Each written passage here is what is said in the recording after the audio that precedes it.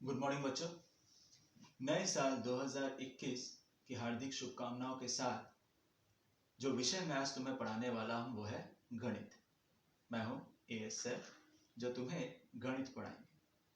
जो पहला अभ्यास तुम गणित में पढ़ोगे वो है एक चर वाले द्विघात समीकरण।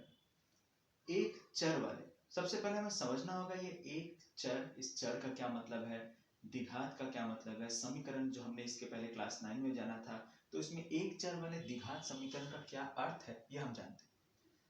तो जैसे कि तुमने क्लास 9 में ऐसा एक क्वेश्चन जरूर देखा होगा। जैसे हम उदाहरण देखते हैं, मान लेते हैं 5x + 2y = 7। स्थानापन्न विधि में ऐसे समीकरण तुमने हल किए होंगे, और भी विधियों में तुमने ऐसे समीकरणों का इस्तेमाल भी किया होगा। तो ये जो समीकरण मैंने लिखा, इसमें चर का क्या मतलब? चर यानी वेरिएबल, यानी जिनका मान बदल सकता है। तो यहाँ पे से तुम्हें दिख रहे हैं x और y, यहाँ पे दो वेरिएबल हैं, यानी दो चर है। यहाँ पे दो चर है x और y। उसी तरह से अगर मैं लिखता 2x + 3y + 7z = 4, तो यहाँ कितने चर हो गए? x, y और z, यहाँ तीन चर हो गए, है कि नहीं? इनका मान बदल सकता है। वेरिएबल्स यानी चर का मान हमेशा बदलता है, इसीलिए इन्हें चर या वेरिएबल बोलते हैं। ठीक, तो यहाँ जैसे देख रहे हैं पहले वाले में दो चर है, दूसरे वाले में तीन चर है। अगर मैं ऐसे लिखूं, मान लो 4y = 6, तो यहाँ कितने चर है? यहाँ है एक ही चर, सिर्फ y एक चर है। तो क्या यही जो समीकरण है, क्या यही समीकरण हमारा एक चर वाला द्विघात समीकरण है? तो उत्तर होगा नहीं। हालांकि इसमें एक ही चर है, एक चर तो है, लेकिन ये द्विघात नहीं है। द्विघात मतलब ये जो चर होगा, जो भी चर होगा, चाहे वो y हो, x हो, z हो, a हो, b हो, कुछ भी हो, जो भी चर होगा उसका जो पावर, उसके ऊपर जो पावर होना चाहिए वो द्विघात समीकरण के लिए 2 होना चाहिए। अब जैसे इस y के ऊपर कुछ भी नहीं लिखा है, इसका मतलब इसका पावर है 1, इसका घात है 1। लेकिन अगर इसी को अगर मैं लिखता 4y² = 6, अगर इसको मैं ऐसे लिखता 4y² = 6, तब मैं कह सकता था कि ये एक द्विघात समीकरण है, क्योंकि इसका चर भी एक ही है और इसका घात, इसका जो मैक्सिमम पावर है, सबसे बड़ा जो इसका घात है वो है 2। तो ये एक द्विघात समीकरण बन सकता है या कहला सकते हैं। एक द्विघात समीकरण का जो वास्तविक रूप होता है, जो जिस तरह से हमने जो फॉर्मूलाज आज तक देखे हैं, जैसे a + b² a + b³ जैसे फॉर्मूला हमने देखे हैं, इस फॉर्मूला का एक रूप है। उसी तरह से एक द्विघात समीकरण का एक रूप है, वो है ax² + bx + c = 0। ये है एक द्विघात समीकरण का, बोलने के लिए बोल सकते हो कि ये उसका फॉर्मूला है। यानी कोई भी जो द्विघात समीकरण तुम्हें मिलेगा, उसको तुम्हें देखना होगा कि जो भी द्विघात समीकरण तुम्हें मिल रहा है, क्या वो इस रूप में दिख रहा है कि नहीं। अब इस रूप में ये जो x जो तुम्हें दिख रहे हैं, ये x तुम्हारे चर हैं, तो फिर ये a, b और c क्या है? ये a, b और c वास्तविक संख्या है। यानी इस a, b और c की जगह 1, 2, 3, 4, 5 कुछ भी हो सकता है। सिर्फ ये हमें ख्याल रखना होगा कि a का मान कभी भी 0 नहीं हो सकता। a का मान कभी भी 0 नहीं हो सकता। 0 के अलावा a का मान कुछ भी हो सकता है। b का मान 0 हो सकता है, c का मान 0 हो सकता है, लेकिन a का मान कभी भी 0 नहीं होगा। क्यों नहीं होगा, इसके पीछे भी कारण देखो कि अगर a का मान 0 है, मान लो a का मान 0 है, तो 0 × x² क्या होगा? ये वाला पूरा का पूरा ये जो टर्म है ax², ये 0 हो जाएगा, क्योंकि 0 के साथ कुछ भी गुना करते हैं वो 0 ही आता है। तो अगर ये 0 हो गया तो बच क्या जाएगा? बचेगा सिर्फ bx + c = 0। ठीक, तो क्या ये एक चर वाला द्विघात समीकरण रहा? देखो यहाँ एक चर तो है, लेकिन इसका पावर क्या? 1, तब ये द्विघात नहीं रहेगा। यानी किसी भी द्विघात समीकरण में अगर x² के साथ जो संख्या है वो, उसका मान कभी भी 0 नहीं हो सकता, क्योंकि अगर वो 0 होगा तो ये जो द्विघात वाला ये जो अंश है, द्विघात वाला अंश क्या हो जाएगा? 0 हो जाएगा। और ये द्विघात वाला अंश 0 होगा तो समीकरण जो बचेगा वो एक चर का होगा, तो लेकिन उसका जो घात जो होगा वो 2 नहीं होगा। मैक्सिमम पावर जो होगा वो 2 नहीं होगा, यानी ये एक चर वाला द्विघात समीकरण तब ये नहीं कहलाएगा। क्लियर हुआ? यहाँ तक समझ में आया? तो एक चर का द्विघात समीकरण क्या होता है, उसे किस तरह से देखते हैं, उसका फॉर्मूला क्या है, ये हमने समझ लिया। ठीक, अब इसका हम कुछ उदाहरण देखते हैं और भी क्लियर हो जाएगा।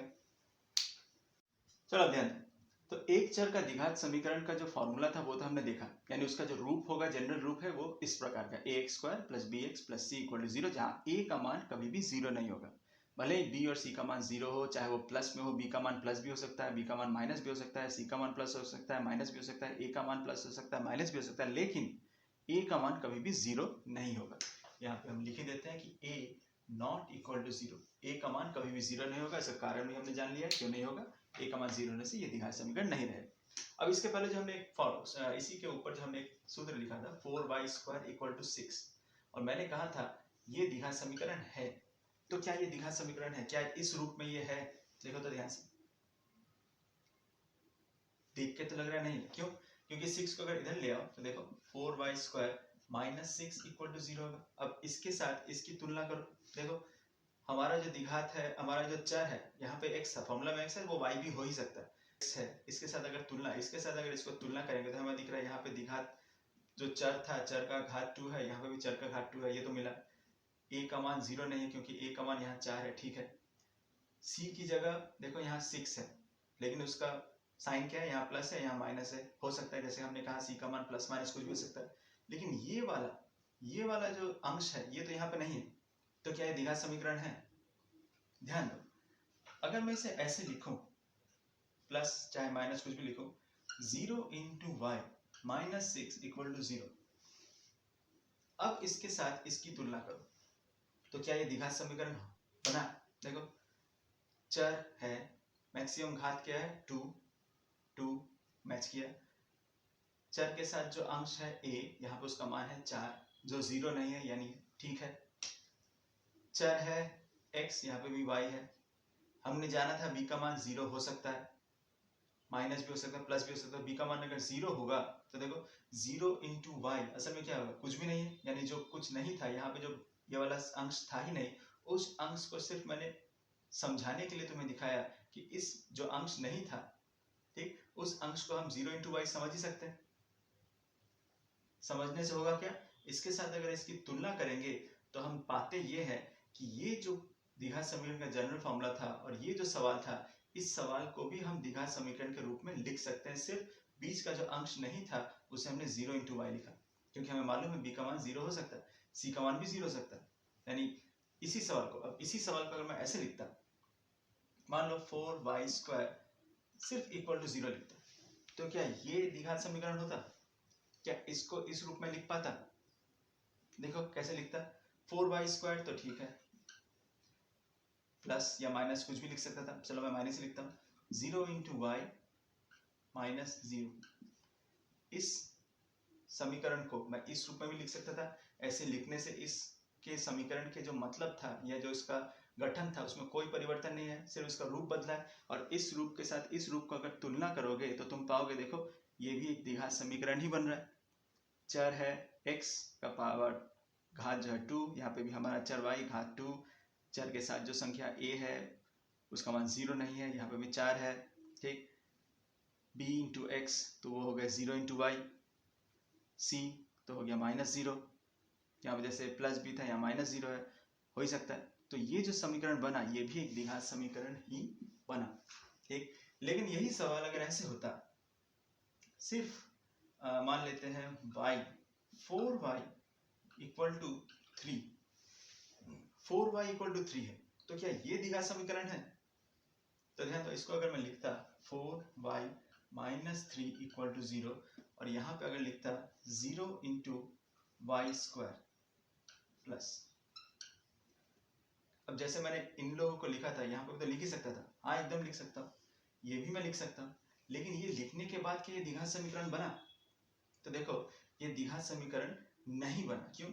चर तो हमने लिखा y का स्क्वायर, ठीक है, लेकिन चर के साथ जो संख्या है a का मान कभी भी 0 नहीं हो सकता, लेकिन a का मान हम 0 मान रहे हैं, और अगर a का मान 0 मान रहे तो 0 × y² क्या होगा, 0 ही होगा, है कि नहीं? और अगर y² घात अगर 2 अगर वो हट जाता है तो वो द्विघात समीकरण नहीं रहता, यानी ये जो 4y = 3 था ये द्विघात समीकरण नहीं है। क्लियर हुआ, समझ में आया? तो कोई भी द्विघात समीकरण क्यों द्विघात होता है, किसी भी द्विघात समीकरण में a का मान कभी भी 0 नहीं हो सकता है, किसी भी द्विघात समीकरण में b और c का मान 0 हो सकता है, b का मान प्लस और माइनस में भी हो सकता है, c का मान प्लस माइनस में भी हो सकता है, a का मान प्लस माइनस में भी हो सकता है, ये हमने जाना। ठीक, प्लस माइनस का एक उदाहरण का एक मैं तुम्हें दिखाई देता हूँ। जैसे मान लेते हैं यहाँ पे 3x² minus 4x minus 7 equal to 0। तो क्या ये द्विघात समीकरण है? एकदम है। क्यों? यहाँ पे a का मान x देखो, घात x का घात हमारा 2 है, a का मान क्या होगा? -3। a का मान अब यहाँ पे क्या है? a का मान होगा -3, b का मान क्या होगा? -4 और c का मान क्या होगा? -7। क्लियर? समझ में आया? ठीक उसी प्रकार से अगर मैं तुम्हें एक समीकरण दूं, मान लेते हैं x³ plus 7x minus 3 equal to 0। क्या ये द्विघात समीकरण है? तो ये द्विघात समीकरण नहीं है। क्यों नहीं है? क्योंकि x का जो पावर है, जो घात है, वो देखो यहाँ क्यूब है, 3 है, 2 नहीं है। तो 2 को छोड़ के अगर कुछ है तो वो द्विघात समीकरण नहीं होगा।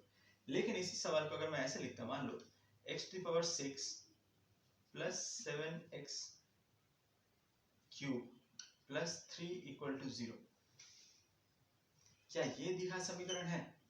तो देख के तो लग रहा है कि नहीं है कि नहीं? क्यों नहीं है? क्योंकि तो x का मैक्सिमम पावर 6 है, 2 नहीं है। लेकिन कुछ कुछ ऐसे सवाल होंगे जो घुमा के दिए हो सकते हैं, उन्हें हमें थोड़ा दिमाग लगा के सोचना होगा। x यहाँ पे 6 दिया और यहाँ पे 3 दिया है, और 3 के साथ 2 गुना करेंगे तो 6 आएगा। यानी इस 6 को अगर मैं ऐसे लिखूं,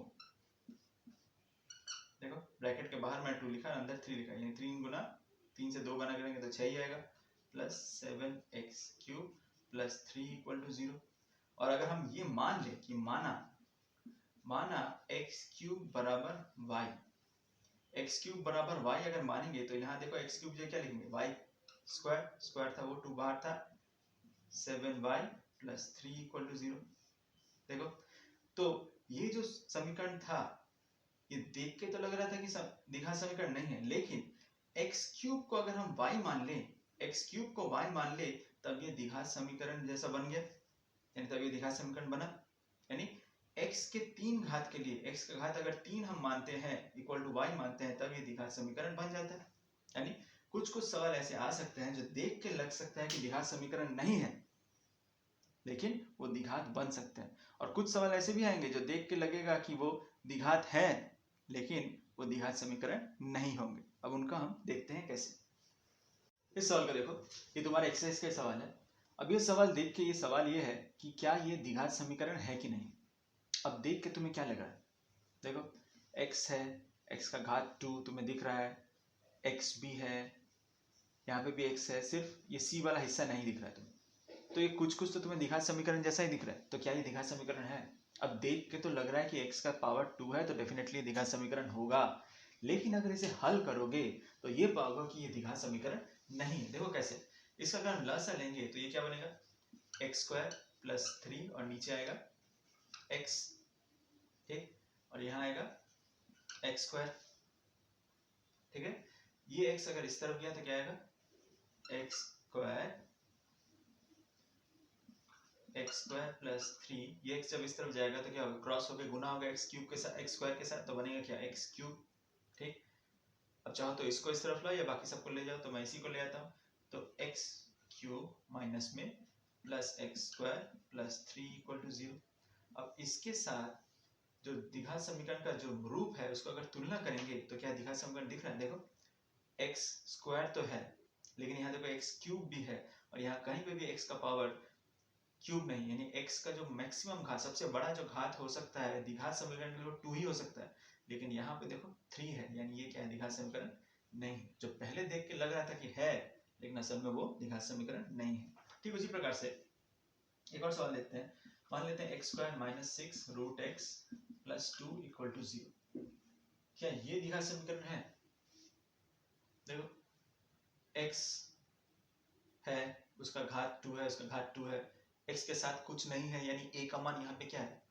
x के साथ कुछ भी नहीं है, लेकिन यहाँ तो a है, तो यहाँ पे a का मान क्या है? यहाँ पे a का मान असल में क्या है? 1 है। जब x के साथ कुछ भी नहीं होगा तब a का मान क्या होगा? 1।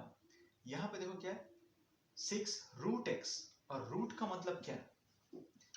इसे हम लिख सकते हैं x, रूट का मतलब होता है असल में घात हाफ, इस रूट का मतलब होता है हाफ। तो इस x का रूट अगर हटाएंगे तो हमें लिखना होगा हाफ प्लस 2 इक्वल टू 0। अब अगर हम तुलना कर रहे हैं तो x स्क्वायर दिख रहा है, a का मान 1 है, यहाँ पे a है जो a का मान 1 मिला, b की जगह है -6, b की जगह है -6, x यहाँ x का घात क्या था 1, कुछ नहीं है मतलब 1, लेकिन यहाँ पे x का घात क्या है हाफ, तो x का घात अगर हाफ है तो जाहिर सी बात है ये द्विघात समीकरण नहीं है, क्योंकि x का घात क्या हो सकता था 1 हो सकता था यहाँ पे, उसके अगर जनरल फॉर्मूला के साथ तुलना करेंगे तो x का घात 1 है तो यहाँ पे 1 होना चाहिए था, लेकिन क्या आ रहा है हाफ, यानी ये भी द्विघात समीकरण नहीं है। यानी कोई कोई समीकरण तुम्हें ऐसे जरूर मिलेंगे जो द्विघात समीकरण जैसे दिख रहे हैं, लेकिन अगर उसे थोड़ा हल करेंगे तो द्विघात समीकरण नहीं निकलेगा, और कोई कोई समीकरण ऐसे मिलेंगे जो द्विघात समीकरण नहीं है दिखने में, लेकिन उसे अगर हल करेंगे तो वो द्विघात समीकरण बनेगा। ठीक, ये अभ्यास जितना तुम प्रैक्टिस करोगे उतना आसान हो जाएगा। ठीक, अब ये बाकी के सवाल जो एक्सरसाइज 1.1 के हैं वो हल करो, जहाँ अटके वहाँ पूछो।